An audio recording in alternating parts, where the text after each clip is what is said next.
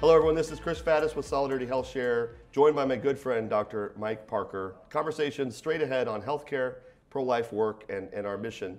Wanted to talk to you, Dr. Parker. Gosh, I've gotten to know you over the last 3 years. Dr. Parker is the president of the Catholic Medical Association, a career obstetrician. And so Dr. Parker, tell everyone about what you do for the Catholic Medical Association and who you are to the Catholic Medical Association, about your involvement there. Well, thanks, Chris, for having me here on your program. It's definitely an honor, and it's great to be sitting here with you as a friend to do this. I currently sit as the president of the Catholic Medical Association. I took over that role in January 1st of this year, 2020. But I have served in multiple roles, not only at the local level as a guild president and member of the organization, but as what we call a regional director representative to the board, the secretary, treasurer, vice president, conference chairman. So I've done quite a bit for the Catholic Medical Association. So tell me, in your involvement, I know over the last 3 years that we've worked together, you've seen the organization go through several changes and growth and things. And it seems like, Catholic Medical Association is there to support Catholic medical professionals, primarily physicians, but medical students and everything. What would you say is kind of the outlook for the Catholic Medical Association? Because it's on the uptick, right? I mean, there's growth. There's such. I was at the last conference, in Nashville, and just to see the youth and the young, and not youth like we talk about teenagers, but young Catholic families, young Catholic doctors who are starting their career, and you are kind of in that phase of the second stage of your career where you're doing some things that are. What is that like for you? What do you see and kind of what the hope is for Catholic medicine? Well, as I said in my acceptance speech, now is the time to be a Catholic physician. Now is a great time to be a Catholic physician in America, not only because of the struggles that we're going through, but the voice that we bring to healthcare with the Catholic message of true, authentic healthcare that respects the dignity of all human persons, not only from the time of conception, but till the end of natural death. And so it's really a wonderful time, and our mission is forming and supporting current and future physicians to live the principles of the Catholic faith in the science and practice of medicine. And our vision is to imitate Jesus Christ in healthcare. And I think that is something that's lacking in healthcare right now, is that compassion and empathy that we saw from Jesus Christ in the Gospels in his healing of the sick, the lepers, the women with hemorrhages, the children, everything that he did, it was done through his healing powers. And we know, we take the vision in the Catholic Medical Association that we have our healing powers through the guidance of the Holy Spirit in the Catholic faith. And so that's a very important thing that's been missing and we need to bring back.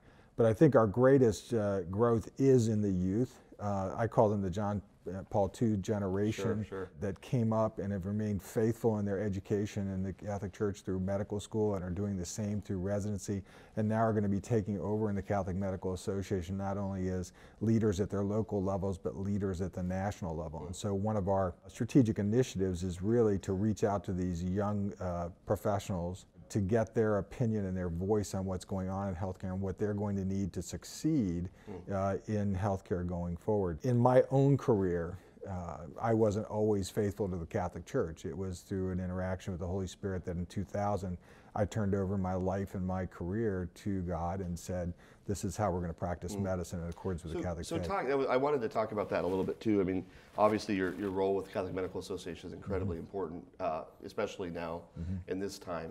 But you have been an obstetrician for how many years now? 30 years 30 years. And I've gotten to know you and your beautiful wife and some of your children. You have 6 children. 6 children. Is it different today, being an obstetrician, especially obviously when we talk about the life issues, when we talk about Catholic medicine, people tend to focus on women's health, right? The womb is kind of the battleground these days for the most part. So talk about that. What was it like when you started to what is it like now, and just a little bit about that conversion that you had? Well, when I started, 30 years ago, I mean, abortion has been legal since 1973, right? And so when I came out into practice, you could be pro-choice, pro-life. There really wasn't much of a pressure for you to take one side or the other. What we have seen over the past 30 years is we've seen our national organizations start to move towards a more pro-choice agenda with the advocation of abortion on demand, with access to birth control pill for birth control for everyone with somebody else paying for it, even though it may violate their conscious laws or conscious beliefs. And this has become hard line, and it's becoming the message not only from our organization, but within the academic world where these doctors are being trained. And so they're coming out more hardcore for pro-choice the agenda. And they're even giving grand rounds on how the Catholic Church is hurting healthcare for women. So in my own conversion story, I was of the mindset of, oh, well, it's every woman's right to have contraception and to do abortion. If they want to do those things, that's fine. But it came from an ignorance of the Catholic Church's teachings, And I had the fortunate experience of having the Holy Spirit come down and smack me in the head and tell me, you're doing everything wrong. Wow. The truth of the Catholic Church, and this is the dignity of the woman, and this is how marriage is supposed to be. And he did it in very small and unique ways. We had our third child, and we're out to dinner with, this is going to be casual, but we're out to dinner with our priest who baptized our third child, and he asked me if we're done. I said, yeah, Father, I think we're done. I think I'm going to go see a doctor. We're going to get this taken care of. And he just turns to me and he says, very, very matter of fact, who are you to mess with God's plan? And my wife just started laughing. And praise be to God, we had 6 more pregnancies after that, 3 more children that we're very blessed to have with us today, and all healthy and doing well. But it also started. And honestly, I met your kids. I mean, you did your best work that last 3. I mean, really, you have incredible children. So. Well, we do have great children, and your children are great also. But we don't really realize, and you'll see this, in your work, just some of the smallest things that you can say can have the greatest impact on what's happening, and in the career of a young physician or a physician who's in practice right now, to start to explore their beliefs, to start to see what the truth is, and to see how maybe they need to change their lives and go from there. You were practicing medicine one way, and you start to change not just your own life, but I mean, at some point you obviously made the decision professionally to change as well, right? How did that, obviously you don't want to get into detail, but you're not in a practice by yourself. You're clearly with other doctors, right? You're in partnership and things. How was that conversation? Hey guys, I'm not going to do these things anymore. Yeah, that conversation was a very difficult thing to have, and there were some other things that were illuminated during that conversation that I wasn't aware of that made me really consider what I was doing. But they said, look, as long as I'd had a successful practice, and as long as you're not hurting the practice, that's okay. We'll respect that, but we're not going to be involved in any of this, and we're not going to promote this, and we're not doing anything like that. And the difficulty in making that decision, I think everybody feels this, is fear. You have 3 children. You don't know what the future holds. We all get out of medical school with debt, and you go out and you get the doc-itis, you buy a house, you buy a car, you do all the things you want to do. And so there's the financial struggle, and you're concerned about what making that change is going to do. But, with God, all things are possible, and he provides beyond our belief, and he definitely blessed me and my family in that. When I made that decision in 2004, to turn my practice over and no longer prescribe contraception, do sterilizations, any other type of things that were against the beliefs of the Catholic Church, I took about a 6-month drop in revenue. Okay. But by the end of that 6 months, it was completely restored back to normal. And by the time I left my practice in 2015, I was the top billing person in my practice. Without contraception? Without contraception. What would you, just off the top of your head, what do you think the number is, the percentage of revenue that's coming from contraceptives and sterilizations? I've heard anywhere from 25 to 40% from different physicians. Oh, it's probably higher than that. Probably higher. Yeah. Wow. Let's look at it this way. So when I described my practice before I was doing contraception to the time afterwards, I looked at it as a destructive practice versus a restorative practice. Okay. And when you look at the destructive practice, that's probably 50% of revenue. Because you're looking at whether that's contraception, sterilization, hysterectomies for non-medically indicated reasons, whatever it may be, including abortion. Abortion is a destructive procedure, right?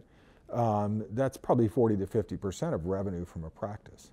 And when you go to a restorative practice, there's so much more joy and life that comes from that.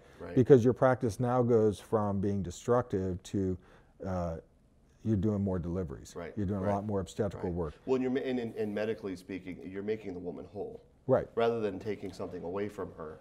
Right. you're actually restoring her Right. body to the proper state. Whether she's going to have children or not, Right. you're restoring her body. Yeah. We're bringing them back to a normal state of health. And what we're doing with contraception and other things is we're just masking over the symptoms. Yeah. So a woman comes in with complaints of heavy bleeding or pelvic pain or something like that. We're not looking to find the cause for it. We're giving them a pill Sure. to just manage it, okay?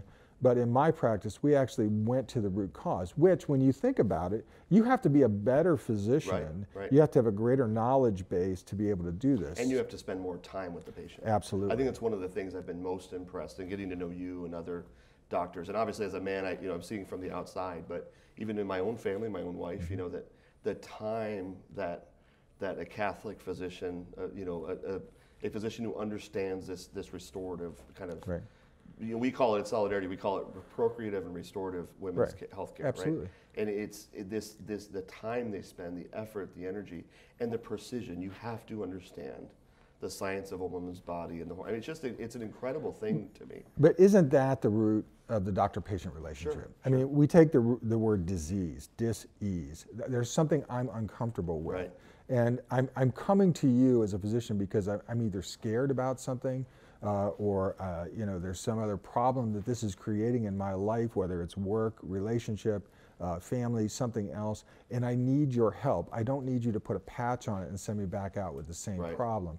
And so this is where it's very difficult in medicine today, is that time element is being washed away for productivity and efficiency. And so where I think we had the greatest success in my practice is the relationships that we developed. They were more of a family than they were a practice. Sure. And I think almost all of my patients knew, there's probably some who we had a bad relationship, but I think all of my patients knew that deep down inside we had the best interest at heart. Yeah. And they enjoyed the experience coming in and having somebody sit down and talk to them for an hour and a half about their issues. Right.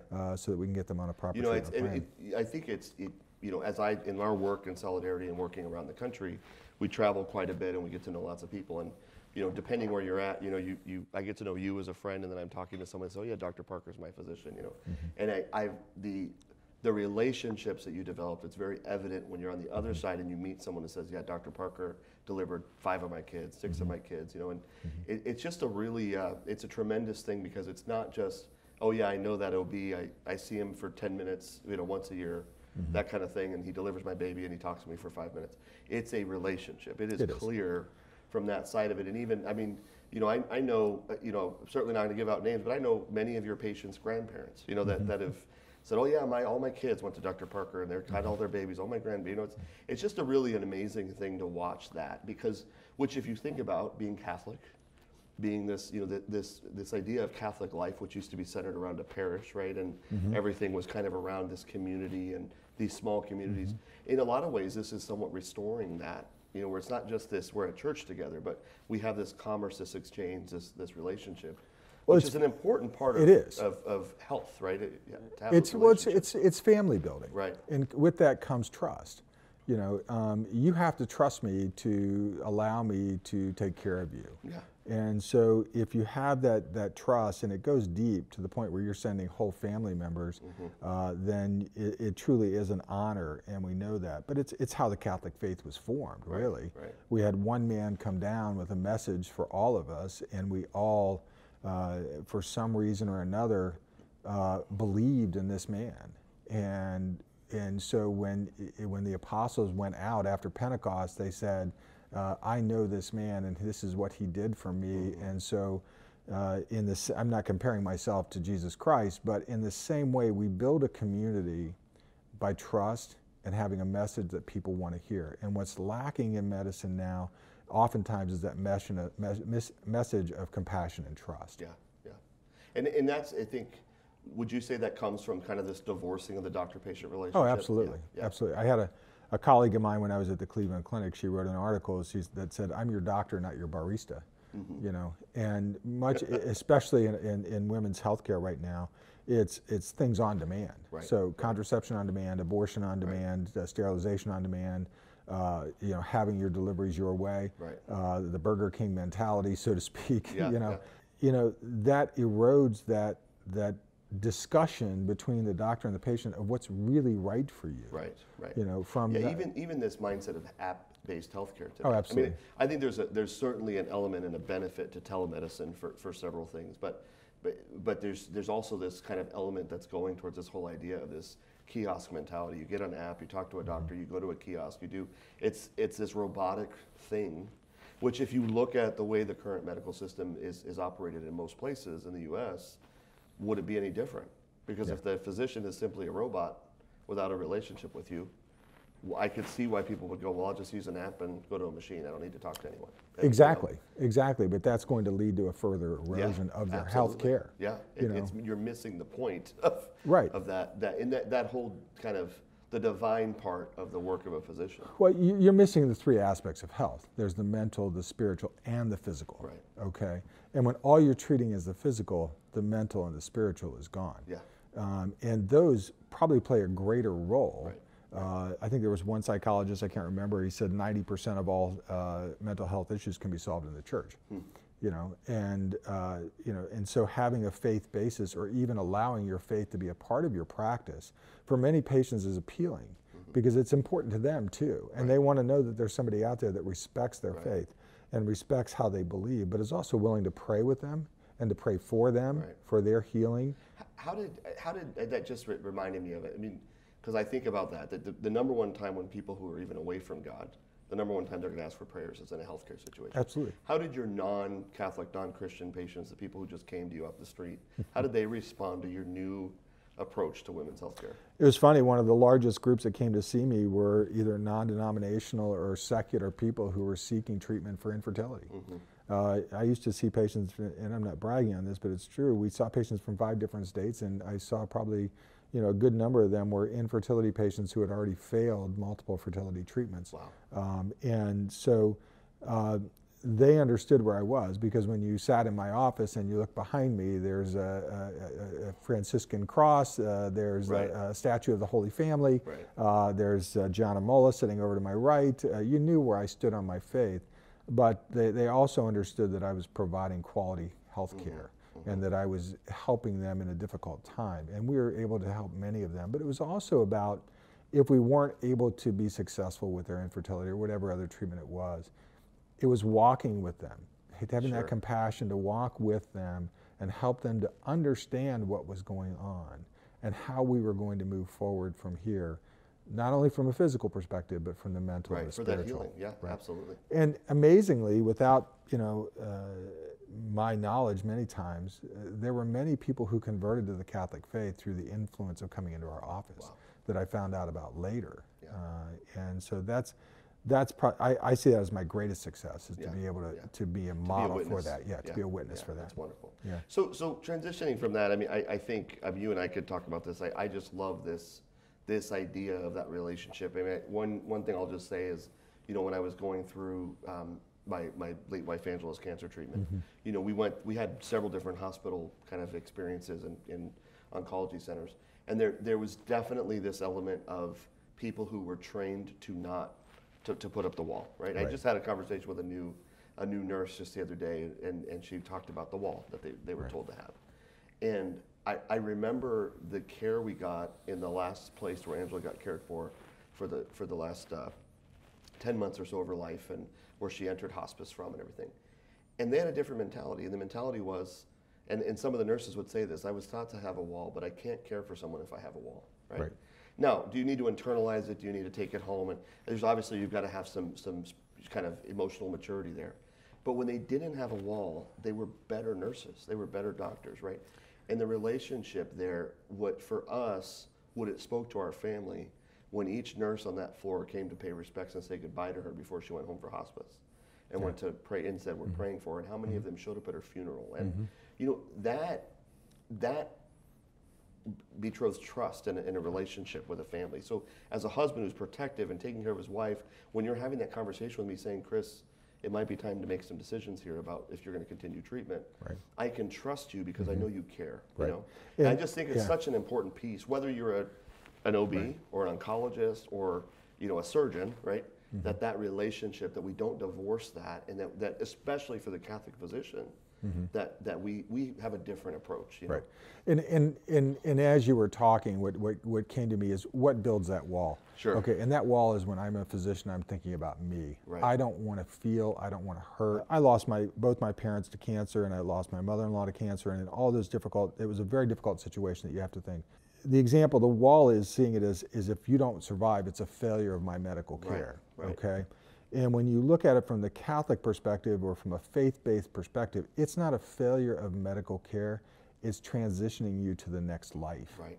Okay. Absolutely. And so how can I prepare you for that? How can I help you to get there? Sure. How can I keep you comfortable without losing your faculties or killing you? Right. You know, and to truly be with you in this moment as we walk you from this life to the next. Sure. If you don't believe in a next life, then all you have is failure. Right. Okay, Right. Medicine is a failure. But if you have that belief that we are on a journey to a greater place, to a much more beautiful being, it's very easy to take that step with them and to be with them in that journey. That's beautiful. So tell me, we only have a few minutes left, and I just, one of the things I wanted to ask you, and I think this is just, there's so many issues that we can all tackle in healthcare. We all know that we're in crisis in many ways. We also know there's a lot of hope, like what we're talking about here. Absolutely. What would you say is kind of the top one or two kind of issues today in healthcare that you think is, if you were to triage all the issues in healthcare, what would be the top one or two issues you think we need to tackle in order to kind of get us ahead in this healthcare crisis? So if I'm thinking of the top three, one is we have to have some protection for religious beliefs, or even not just even religious, but your ethical beliefs within medicine. We're seeing an attack right now on doctors' ability to choose how they want to practice according to their faith. And there was a recent study done by the American Congress of Obstetrics and Gynecology looking at doctors' beliefs on abortion. 1 out of 3 doctors said that they thought that abortion was against their conscious beliefs, okay? And so if you have 58,000 doctors and you're taking a third of them, you say you can't practice obstetrics anymore, that's 19,000 docs we're not going to be doing anymore. Second has got to be the cost of health care, and how do we reduce the cost. And we've talked about this before with the health sharing ministry that you do a beautiful job with there, but also taking away those barriers to access that may be lack of insurance, it may be lack of knowledge on how to access the healthcare system, okay? And then the third is reducing regulations that allow for health sharing ministries, for direct primary care, for doctors to be able to do things in a more efficient way that not only meets their financial needs, but also allows them to practice medicine the way they want to do it. We have to remember that when we're looking at a lot of these things that they want to put hindrances on us, they're elective procedures.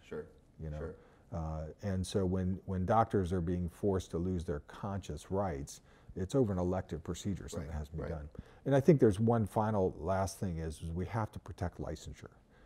I think what's going to come down to this is you're not going to be licensed to practice medicine either in a state or nationally unless you agree to provide or refer for these procedures. And I think we have to get legislation not only at the state level but nationally to protect doctors' licensures. Ideological things should not be forcing you to get out of licensure because you just don't agree. And as you've shared, I mean, people are responding, even non-Catholics are responding to your Catholicity as a physician, right? I mean, they're learning that they want to be a part of it. So why this whole idea, and you see a lot of these news articles coming out now about it's the opposite side, that because you go to a Catholic hospital, these women are being restricted from true women's care and all these things, right? Well, it depends on what you look at as women's care. Sure. I mean, if you look at the destruction of a human life as adequate women's health care, then that's wrong. What we do in Catholic healthcare is we do that walk that we just mentioned. We sit there and we say, yeah, you're in a difficult situation, but let's get you the resources that you need to get you through this. Let's talk about adoption. Let's talk about parenting if we need to. Let's talk about other things that we can do. One of the things that you mentioned as you're talking through those 4 topics, I just go back to this all the time, and certainly it's funny, we named ourselves after a tenet of Catholic social teaching, right? and so I'm not, this isn't a branding thing, but this idea that if we put the principles of solidarity and subsidiarity right at the center, and we take those 4 issues, we actually can solve all of them, right? Absolutely. The idea that I as a patient or my wife as a patient should be able to direct her care and work with her physician to make those decisions and choose her physician. The other piece of that is then the conversation about cost is no longer divorced from the physician. Right. Because if, I say this all the time. People ask that question. I say, well, why is that? Well, if you and I are sitting here and I say to you, how much is my wife's C-section going to cost? And you tell me $150,000.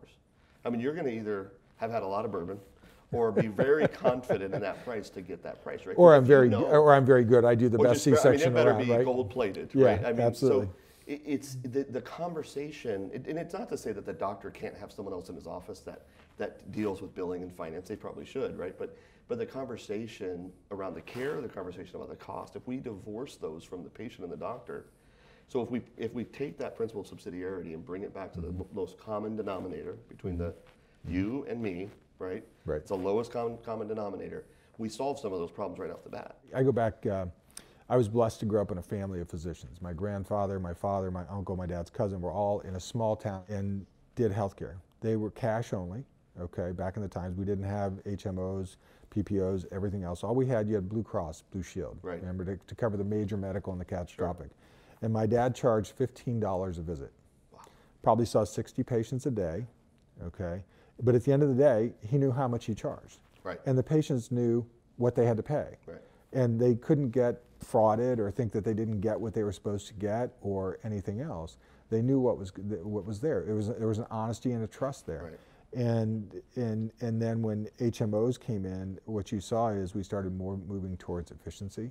We started moving towards reducing cost of healthcare when it actually increased the cost of healthcare. And I actually believe, and I'd like to see an economist do this study, that the implementation of healthcare for all actually increased the cost of healthcare and reduced access. Yes. Because when you think about it, what's the first question you get asked when you call a doctor's appointment? Who's your insurance? And what's your insurance? Yeah, who's your insurance? That doctor-patient relationship, and I saw this with my father when he died, we had to extend his calling hours by a day because there were so many people lined up wanting to see him. And I think there's still people in that town who haven't seen a doctor because they said they're not going to see another one until I came back. Yeah. I never came back. Right. But it was that trust and that atmosphere of developing that community, that solidarity that you have there, and knowing what the people need, knowing how they live, what they do. And even knowing, hey, so-and-so needs help, and I can call on the community to help them, or those kind of, the stories I've heard from people like you who had parents or grandparents who were physicians,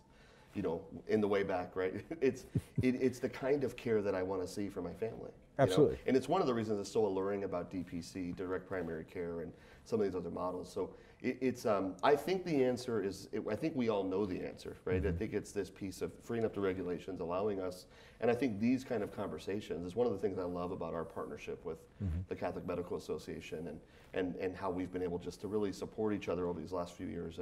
And I think as the relationship has grown with the physicians, obviously cost is important to us. We're trying to help save our members money. And so on the one hand, there could be this adversarial relationship. But for us, what makes the most sense is fair and just pricing for both the patient and the physician, right? The physician should be rewarded well for his good work, and the patient should be able to afford to live, breathe, and eat, as well as afford their health care, right? So there's this, and I think any respectable physician knows that. When I talk to these folks, and I think we've got to get the bureaucracy out of the way and get us all talking together, patient to doctor, and working together, and it's such a great gift. Before we go, we got to get a little more casual here. This has been fun, but you and I normally have a lot more fun in our conversations. So you talked about the 3 top crises in healthcare. Your 3 favorite bourbons today. If you want to throw a rye whiskey in there, that's fine. Well, Bullet Rye is probably it would be my drinker every day. Okay. That I like. That's a little. I expected a higher shelf. That's good though. That's good. It's a good call. Well, I'm a simple man, Chris. Yes, I see that. just a simple doctor trying to do the Lord's work. But for the price point and everything, it's very good. And I'm more of a rye man. So a Michter's rye. But if I'm going to go to a higher proof or to anything like that. And one many people might not know is New Riff Distillery out of Cincinnati. I'm a big fan of their work and what they're doing. They're kind of a craft distillery. But a lot of the Russell Reserve and some of those are some of my favorites. I don't like to spend a lot of money without, like you. I like to taste things first. And so we had a very nice Willet Rye last night when we got here to DC, and that That's was a very great good. bottle. That's a bottle I great would bottle. do for like a holiday. Right. You know, I've got some friends coming to spend a little bit extra, but it's definitely one. So yeah, and I'd always like to get a hold of some of the Buffalo Trace antique collection. But Elmer T. Lee is my wife's favorite, and I like that one too. So that's a top shelf. Yeah. And that's a very okay. good One last question: have you ever prescribed bourbon or a drink to a patient? Yes, I have. A beer, okay. or something like that. It's interesting, and this comes to the dying issues, is that sometimes we prescribe beer or alcohol to stimulate appetite. Yeah. I mean, if you look at you and me, right, that's probably our greatest attribute, is our ability to sustain our appetite. Yeah. Through bourbon or whatever. Wine. Yeah. That's why I look so good. So we're looking awesome, man. It is great to talk to you, and just I appreciate you taking time to share with our members and others, and I think just thank you for your partnership, your friendship, and your work in Catholic medicine. And it's been an incredible friendship. Well, Chris, thanks for having me, and it's been a pleasure to get to know you over these past 3 years. And I want to thank you at Solidarity for your support of the Catholic Medical Association and this partnership that we're developing to advance the principles of Catholic healthcare and medicine. Thank you for joining me on Straight Ahead in my conversation with Dr. Mike Parker. Until next time.